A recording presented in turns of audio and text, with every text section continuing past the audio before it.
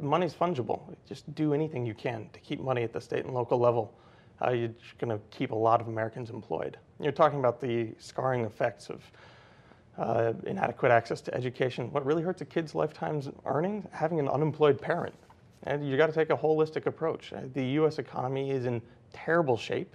Any Keynesian economist would tell you, you need a lot more federal spending. It's an aggregate demand problem. Dee Dee, you just heard Andrew make a plea for the federal government as the funder of last resort in a lot of these crisis situations. You buy that? No, and I don't believe that large government is the answer. I think, and I'm not anti-government, I'm just smaller government. I think that the federal government need to be fiscally responsible with our tax-paying dollar. And there are jobs. Right now, Yuma, Arizona is the lettuce capital of the nation in the wintertime, and nobody took those jobs. 40% of the lettuce in Yuma didn't get picked. The jobs are there. Americans don't want to work those jobs.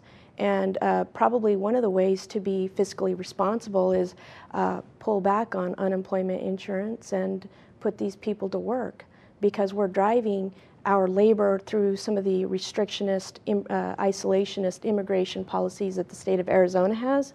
And as a result of 40% of that lettuce not being picked by immigrant workers, and nobody is taking, they're not taking those jobs, they don't want to work those jobs, now we're having to import lettuce.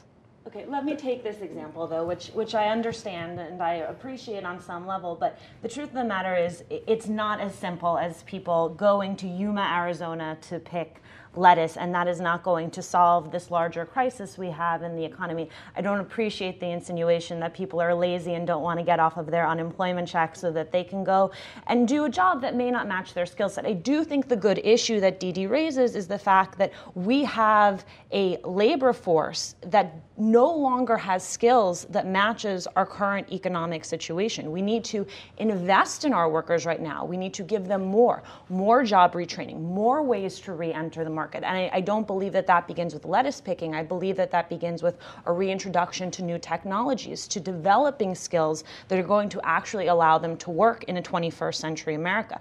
And I think overall, we need to take a step back from these wonderful numbers you offered and from this portrait you offer from Arizona and think about the fact that, do we want to be giving people more right now, or do we want to be giving them less? In an economy that has become increasingly global, where our kids are not just competing with their peers, but competing with peers in China, in Brazil, do we want to be investing in our teachers, investing in our schools, investing in education, or do we want to be making drastic cuts that are going to change the future course? Well, I guess the question really then is, are those cuts emergency, short, transitional cuts?